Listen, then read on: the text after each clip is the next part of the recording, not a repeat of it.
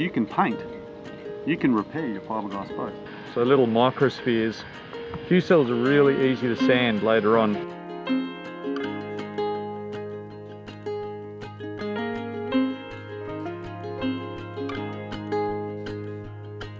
Unsociable and quiet, throbbing endless to the bathroom, 2,000 miles.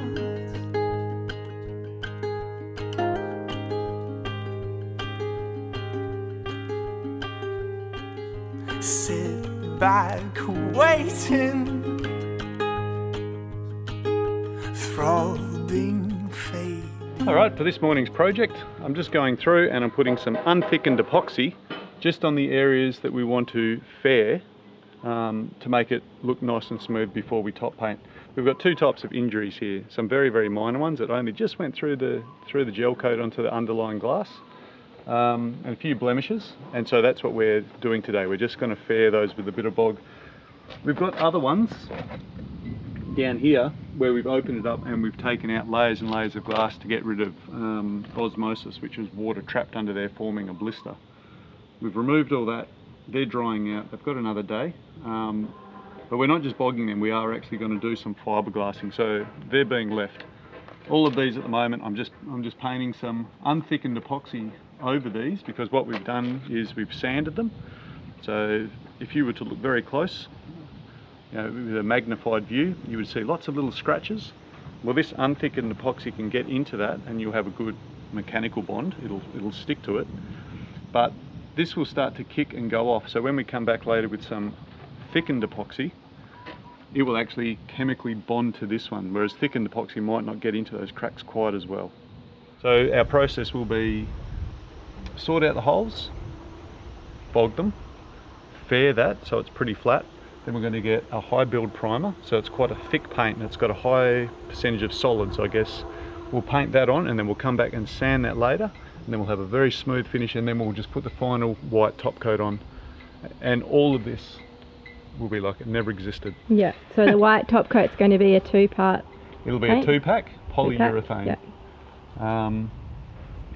In theory, if we didn't have all of this, if we were just like top coating over this existing paint and there was no damage, because this is in good condition, we could have sanded this, lots of scratches for mechanical adhesion for the next one, and put another two-pack polyurethane on. I know some people don't like that, but that's what the paint manufacturer actually says in their literature.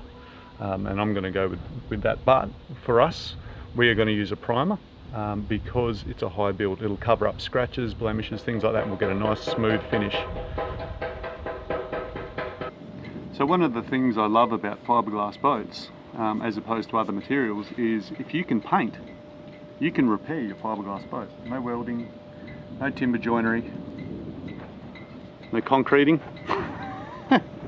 Those Pharaoh people. Yeah, you can get some big boats for only a little bit of money with ferro, but when things go wrong, you do need to have more than just basic skills to sort of bring them back from the brink. Don't want to upset anyone with a ferro boat, but they just don't suit my temperament, and that's the biggest choice you make when you're choosing your material for yachts. I've seen all sorts of yachties, oh, this is the best and that's the best and whatever. I don't know. What suits you, what suits what you're doing is probably the best. As your friend Brommy says, each to their own. Each to their own. Yeah, we try not to, we can give advice, but we definitely don't tell people what they should and shouldn't do, because we don't know their circumstances. We don't know where they are, what they're doing, like I said, what their temperament is, what their skills are. So there we go. What do you think, Pascal? That's great. Now, a lot of these blemishes are just scratches or where the paint had really chipped away hard. Yep. And I mean, when you have like a bit of a scratch, you can't just dig in and just do that scratch. It's better to sort of bring it away until it's all gone and it's fairly smooth. When we fair this, we'll sand it using a board and it will disappear. It'll be a good repair. So it's probably a little bit more work than some people might like to do, but doing it properly is sort of always like that. I reckon some people could probably make a good argument for not epoxying around your clean bath towel. Yeah. Why is it there, Troy? I don't know. Because I left it there. And now I got excited, didn't I? I just started working without proper workplace preparation. You're like, okay, I'm going to go get everything ready, and then all of a sudden you started. I just get so excited for Refit, I love this. All that time we spend out at the reef, spearfishing, catching fish, it's so boring. This is where I was born to be. I love this stuff. So, I don't believe that. You don't? I know for a fact that that's not true. Are you calling me a liar, Pascal? Maybe. So that looks like quite a lot of fiberglass exposed there. You're not going to put a layer on of glass? This is exposed, but we can look along the edges here, and it's not actually going into the glass. So this was a paint failure problem. The paint was falling off because I guess repairs, or I'm not sure what happened in the past, but this stuff, when we water blasted it and when we came to sand it, the paint was just flaking off and exposing this old glass. So what really needs to happen is I'm just going to give that a light fairing coat after I do this, and then when we come with our 2-pack primer, I'll prime it all properly. I think that was the main thing. There was some repairs or something done to this, and it wasn't primed. Okay, they let the epoxy fully kick off, and then they just painted it with anti-foul, and that's come off. So what we've gone here to make our fairing compound is epoxy resin and what's called Q cells, so little microspheres. Q cells are really easy to sand later on. You've got different additives that you can mix with resin. They do different jobs. Some they make a really stiff glue, and if you try and fair with that stuff, it goes really hard. You make your life really hard for yourself. But these Q cells, they'll sand and fair really nicely and give a good finished product. These Q cells are like trying to stir smoke into water.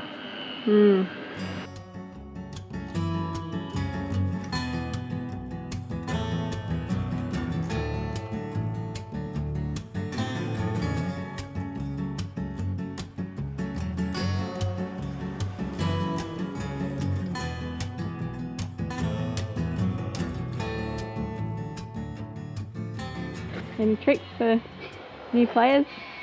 Well, I am a new player, really.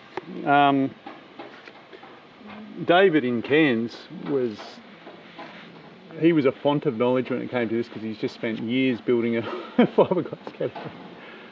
But we do want to leave this a bit proud. All right. I'm going to upset people by not wearing gloves here and getting a bit on me. This particular epoxy is not very toxic. Are you using boat coat? Boat coat. Yep. So the later generation of epoxies, if you've used the first generation of epoxies, they were toxic things, Not once they've kicked off, all right. Not once they've gone. But a lot of the newer epoxies, they're pretty low on toxicity, which is a turnout for the books. Watch out there, Pascal.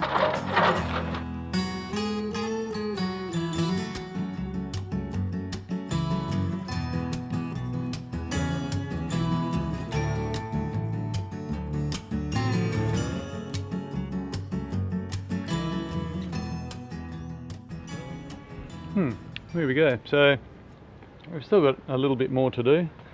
I just try not to mix up too much epoxy all in one hit. What do you think this temperature is, Pascal? High 20s? Yeah, 28 degrees, yeah. 28? Yeah, so this stuff, if you can't work with it in 20 minutes, you'll waste it.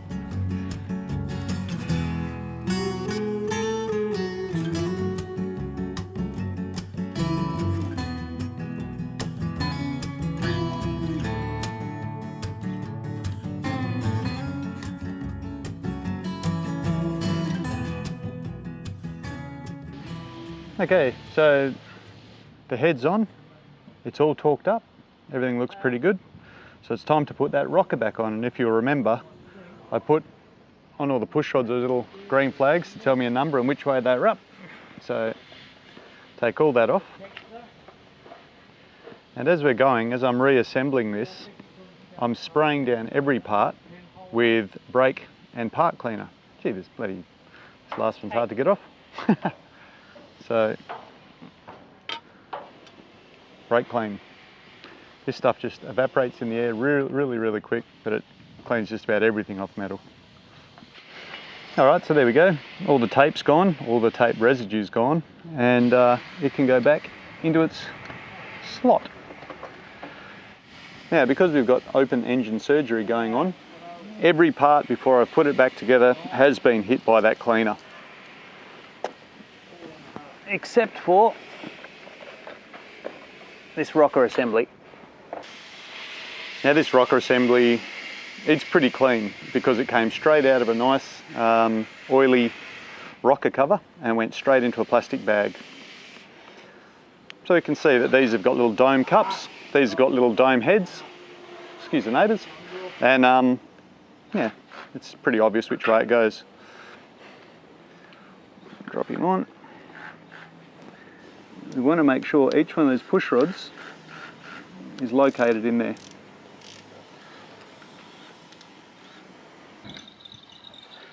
There we go. So now all that remains is to dig around in here, find the washers and the nut and put it back on. All right, and now we've got the nuts, as you can see, nice and clean. And the reason that I've put everything in that snap-lock sandwich bag is everything's going to be, this is going to be inside the engine. The engine oil is going to come up, wash around this and go back down. So everything under here needs to be fairly clean. You can hit it with a brake cleaner or other cleaner, but when this is all done, this will need an oil change. All right, I'll give it a quick turnover and the oil will come down, and all the oil that goes down, it'll be carrying little bits of residue of WD-40 and different other things from when I was trying to get these injectors out. So it will definitely need an oil change. One thing I didn't show before, when we were torquing up these bolts to the required torque, you don't do it dry, all right? Whenever you're going to be torquing up some nuts or bolts, you make sure that the threads are lubricated with oil. You can use engine oil, but I've just got this Singer sewing machine oil. It's nice and thin, and it'll get in there and it gives us a nice accurate torque reading. You never want to do it with dry bolts. It just occurred to me that I just never mentioned it. You go ahead and do these things. So there we go. All right, so once again we're going to torque up these nuts, and just like before, we've got a value. I've triple checked, double checked, quadruple checked. It's 37 Newton meters. But instead of just roaring ahead 37 and then 37, you want to sneak up on it, don't you? So divide whatever your final one is into 3 and then set your torque wrench and do it up like that so it's all coming up evenly.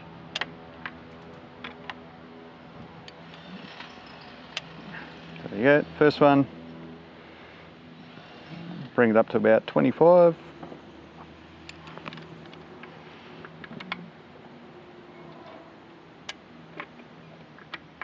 Bringing these things up evenly is really important. You don't want anything bent, you don't want anything warped, and that prevents that.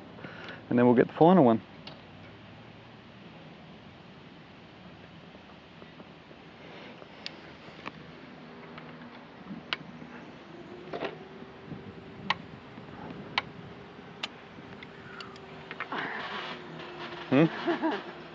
Waiting for the snap. There we go. So all that remains now is to go and get some feeler gauges and just adjust the valve gap on all of these, and we can put the rocker cover back on and we can stick that engine back in the boat.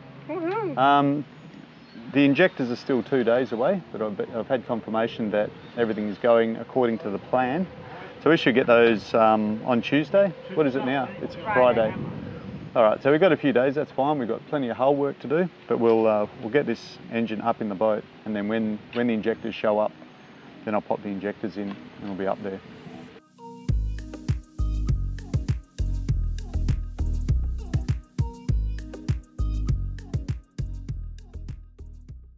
We're going to lift this engine up, perfect world, I would just have a big long drop chain block, we hook it up and up she'd go. But I think what I'm going to have to do is just go up in the increments that I've got with my little come along here, this 250 kilo come along. So I'm going to use this as my lifting point, and then with this, because it's easily adjustable in height, I'm just going to handshake it onto this. And you might be like, what does that even mean? Well, we'll show you. Okay, that's an Alpine butterfly knot that I just tied then. And the reason being is because they can pull in any direction, and also when you load them up, they're really easy to undo again. All right, so there's two ways of tying an Alpine butterfly knot. If you cross it, okay, look, there's a fish, and cross it again, and wrap it round the back like that, and through the hole that you've got left, you've just tied an Alpine butterfly. That's the slow way of doing it, and that's probably about the best way to learn, really. There is another fast way of tying it, and that's just round your hand, once over, the other one over, and through, and you get exactly the same knot. It's not as clear, is it? What do you think, Pascal? First one. First one? You show me the second one and I always get it a bit wrong when I try and do it. It's easier, isn't it? If you twist it to make a fish, Yeah. and twist it one more time, then just keep that little hole open like that. Yeah. Flip it around the back Around. away from you, and through the hole. Yeah. And then you pull either side to dress it of the ropes. Yeah, so any bend, any knot, any hitch that you do, you always dress it so it's nice and neat. And what that does is it means that they don't tighten in an uncontrolled fashion or collapse into a strange new type of knot, which is very hard to undo. So you always dress. Whatever you tie in a knot, make sure it's dressed, looks good. If it looks good, it is good.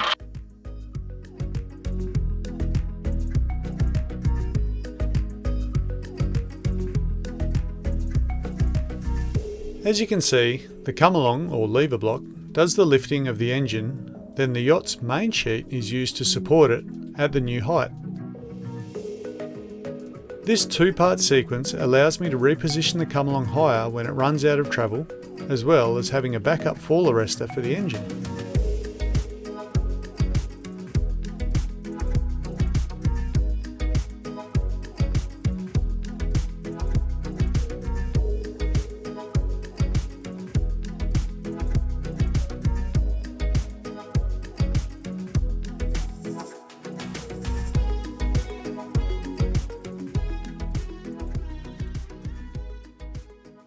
So that's pretty good. We lift it up, so up on the come along, then up on the main sheet, and we just sort of came up like that till I ran out of space on the come along. Then you saw that I just kept putting another Alpine butterfly, and I was able to lift it up by stages. What did you think, Pasky? Pretty straightforward. Yeah. Did you learn anything? I did learn, yes. Alpine butterflies. Well, I got told that Alpine butterflies again. Yeah. And by putting this tagline on, that's something definitely all crane operations do, and it means that you could control that load pretty well without getting under it, and you didn't have to put hands on it. Yes. So, I mean, this is only 100 kilos, but it really comes into it when you start lifting big tonnages.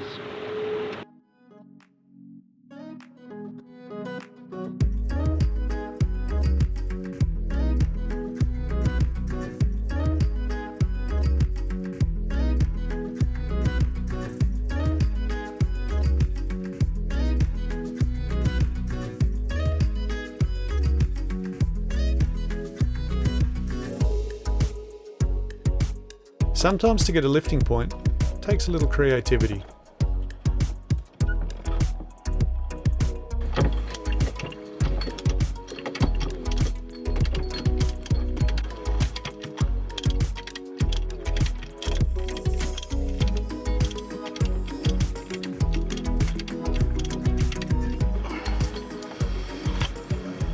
She's in, baby. Good work. Not quite. Now you want me to hold something? And go down to control. What's that water coming from? Out of the water pump. Oh yeah.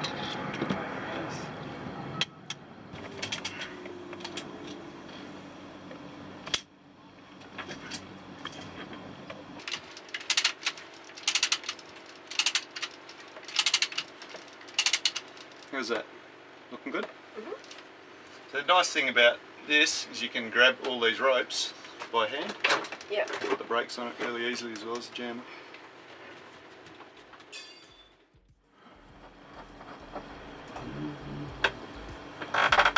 Engine's in. It was all that easy, wasn't it? Mm-hmm.